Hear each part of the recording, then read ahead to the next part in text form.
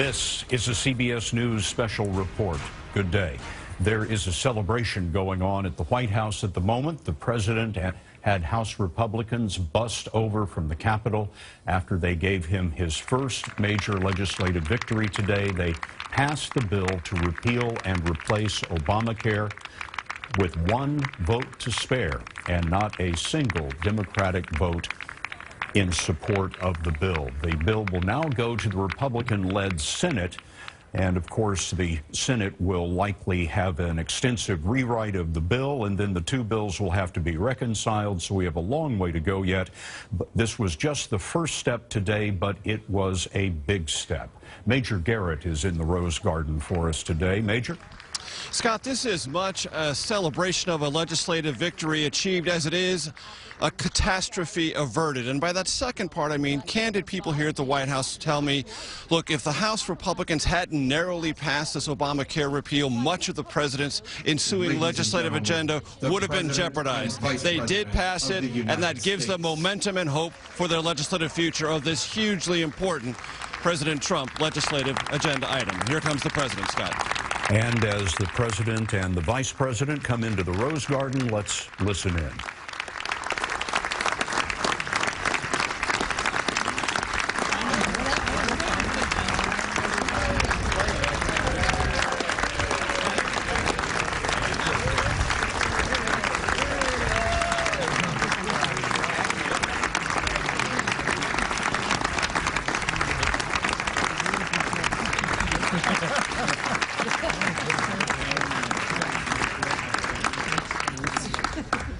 I was talking to you.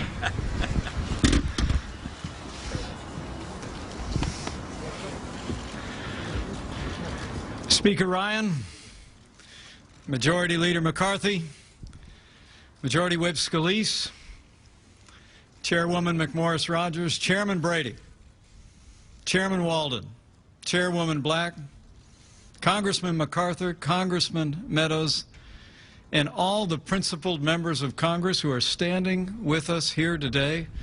On behalf of President Donald Trump and the First Family, welcome to the White House.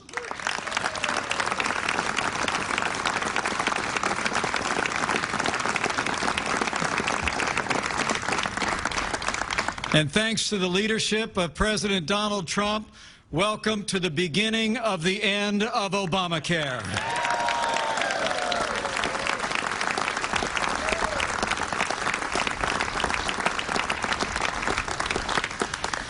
It was March 2010, 7 years ago. Democrats passed a government takeover of health care. And at that time, Republicans in Congress promised the American people that law would not stand. Today, thanks to the perseverance, the determination, and the leadership of President Donald Trump and all the support of those gathered here, we've taken a historic first step to repeal and replace Obamacare and finally give the American people the kind of health care they deserve.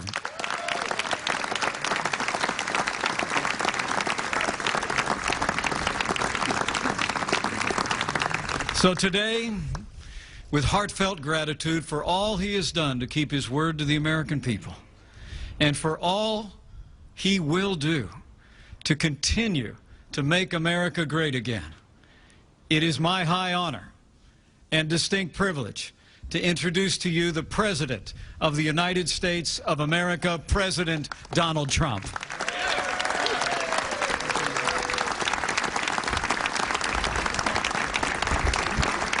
Thank you.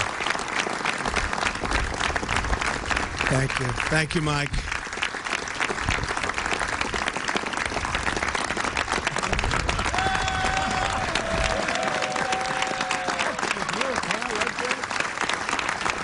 That's the group. Thank you. Thank you very much. This really is the group. What a great group of people. And they're not even doing it for the party. They're doing it for this country because we suffered with Obamacare. I went through 2 years of campaigning, and I'm telling you, no matter where I went, people were suffering so badly with the ravages of Obamacare. And I will say this, that As far as I'm concerned, your premiums, they're going to start to come down. We're going to get this passed through the Senate. I feel so confident. Your deductibles, when it comes to deductibles, they were so ridiculous that nobody got to use their current plan. This non-existent plan that I heard so many wonderful things about over the last 3 or 4 days after that. I mean, I don't think you're going to hear so much right now. The insurance companies are fleeing. It's been a catastrophe, and this is a great plan.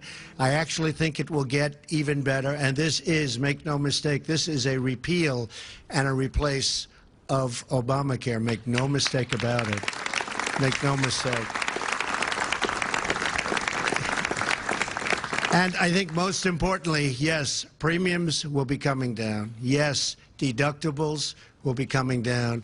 But very importantly, it's a great plan. And ultimately, that's what it's all about. We knew that wasn't going to work. I predicted it a long time ago. I said it's failing. And now it's obvious that it's failing. It's dead. It's essentially dead. If we don't pay lots of ransom money over to the insurance companies, it would die immediately. So what we have is something very, very incredibly well-crafted. Tell you what, there is a lot of talent standing behind me, an unbelievable amount of talent. That I can tell you. I mean it. And, you know, coming from a different world and only being a politician for a short period of time, how am I doing? Am I doing okay? I'm president. Hey, I'm president. Can you believe it, right? I don't know. I thought you needed a little bit more time. They always told me more time, but we didn't. But we have an amazing group of people standing behind me. They worked so hard, and they worked so long. And what I said, let's do this. Let's go out, just short little shots for each one of us, and let's say how good this plan is. We don't have to talk about this unbelievable victory. Wasn't it unbelievable? So we don't have to say it again. But it's going to be an unbelievable victory, actually, when we get it through the Senate, and there's so much spirit there. But I said, let's go out. We have a little list of some of the people, and I think after that list goes, if they don't talk too long, our first list, we're going to let some of the other folks just come up and say whatever you want. But we want to brag about the plan, because this plan really... Uh-oh. Oh. Well, yeah, we may. But we're just going to talk a little bit about the plan, how good it is, some of the great features. I want to thank Paul Ryan. He has worked so hard. And I was joking. I said, you know, Paul, for the last week I've been hearing Paul Ryan doesn't have it. It's not working with Paul Ryan.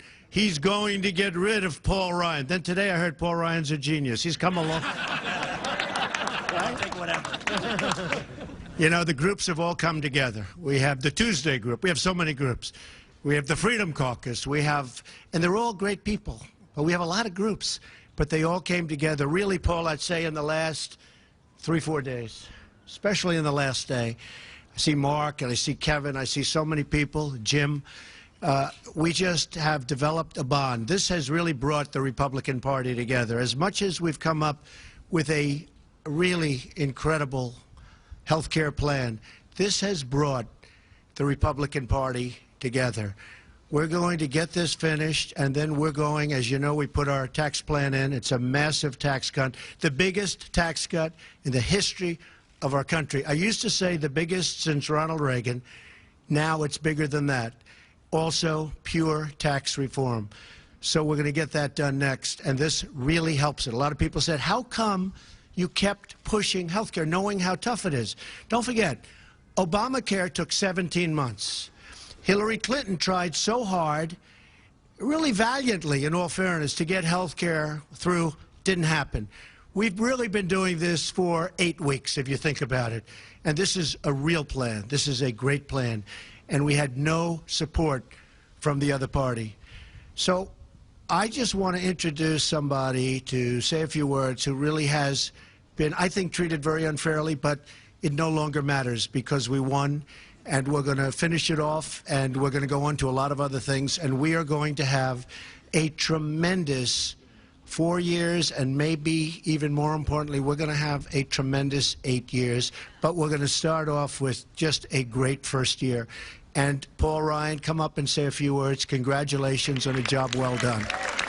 You get thick skin on this job. As we continue to look in on the White House Rose Garden and Speaker of the House Paul Ryan takes the podium, I want to go to John Dickerson, our chief Washington correspondent and, of course, the anchor of Face the Nation.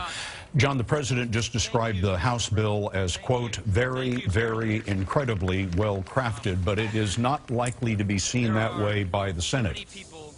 No, it's not. And that was the salesman, Donald Trump, out there trying to basically build a picture of this legislation, a sense of momentum, a sense of Republican unity, a sense of its greatness. It was crafted at legislation is an ugly business, and this proved that it can be ugly. This is a victory for the president in the House. He was having trouble getting those different coalitions to be put together. The challenge in the Senate will be, of course, that there are a number of senators who want to see some of those Obamacare protections retained to make sure that people don't lose coverage, or that the cost of coverage doesn't grow so high that they essentially lose coverage. It was interesting. The president didn't mention how many more people would be covered. He talked about cost, but not that more people would be covered. Another thing of note was that Paul Ryan, for the president to heap such praise on Paul Ryan, is a real distance and a sign of actually working together with the House Speaker. Basically, President Trump ran against Paul Ryan for much of the Republican campaign, saying that he had capitulated, had broken faith with the voters, and was highly critical of Paul Ryan. He could have abandoned him when this first got into some trouble. He did not, and this moment, if nothing else, is a testament to how in sync and in coordination President Trump and Paul Ryan are. Now, when these major bills are proposed, John, the Congressional Budget Office analyzes them and informs the congressmen or senators as to what the spending will be and as to how the impact of the bill will come forward.